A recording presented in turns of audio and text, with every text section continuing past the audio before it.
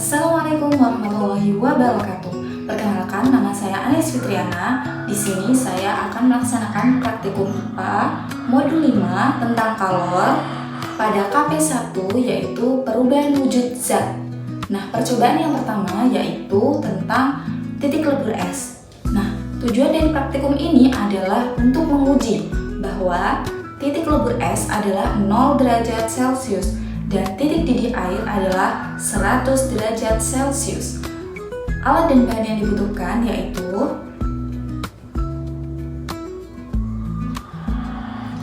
langsung saja kita ke percobaannya. Nah, untuk langkah percobaan yang pertama yaitu siapkan es batu yang sudah saya taruh mangkok dan juga panci listrik ini saya nyalakan dan saya masukkan es batu ke dalam pancinya. Nah, catat suhu, aduk-aduk, lalu catat suhu yang ditunjukkan termometer setiap 2 menit hingga suhu mencapai 100 derajat Celcius. Nah, pada menit kedua, suhu menunjukkan minus 1 derajat Celcius. Menit keempat, es melebur pada kondisi titik cair yaitu dengan suhu 0 derajat Celcius. Pada menit ke-6, suhu menjadi 60 derajat Celcius. Pada menit ke-8, suhu menunjukkan 100 derajat Celcius dan air pun sudah mendidih.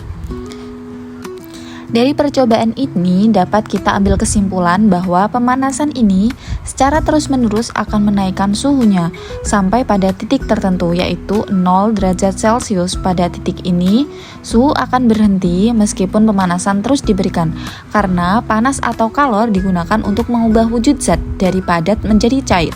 Setelah semua es melebur, suhu air akan naik kembali dan air akan mendidih ketika mencapai suhu 100 derajat Celcius. Nah, percobaan yang kedua atau praktikum yang kedua yaitu tentang perubahan wujud padat menjadi gas.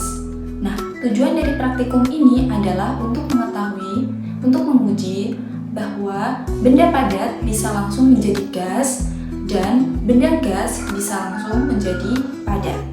Nah, alat dan bahan yang dibutuhkan yaitu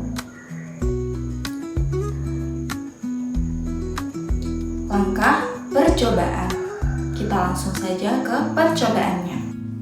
Nah, mulanya siapkan dulu beberapa bahannya.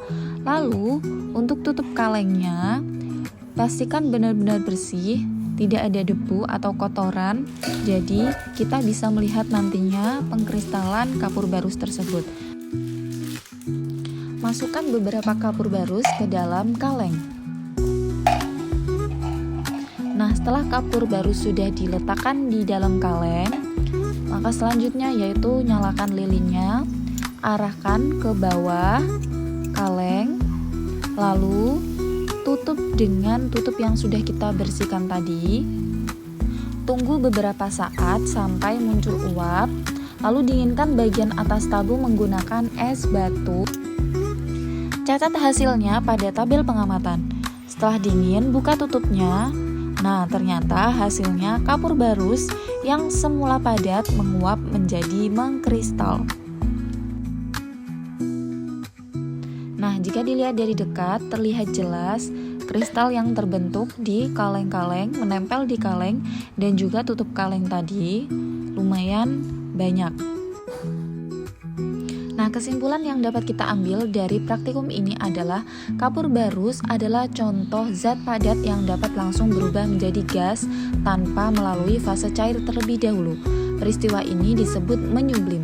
Ketika uap ini didinginkan, ia akan langsung berubah kembali menjadi padat atau mengkristal. Nah, percobaan yang ketiga atau praktikum yang ketiga yaitu tentang perubahan wujud gas menjadi cair. Nah, tujuan dari praktikum ini adalah untuk menguji bagaimana perubahan wujud zat cair menjadi gas, begitupun sebaliknya.